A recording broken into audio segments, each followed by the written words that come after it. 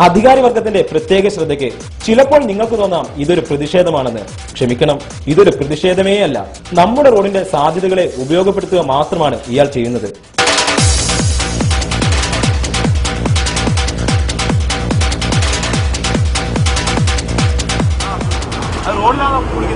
അത് പറയാൻ പറ്റില്ല. റോഡിൽ കുളിക്കേണ്ട ആവശ്യം വന്നാൽ റോഡിൽ കുളിക്കും, വീട്ടിൽ കുളിക്കുന്ന വീട്ടിൽ കുളിക്കും. ഇവിടെ കുളിക്കുന്ന നിങ്ങളെ കാലം വലിയ തെണ്ടിയാണ് ഞാൻ എന്ന് വിചാരിച്ചാൽ മതി. എന്താ കുഴപ്പമുണ്ട്?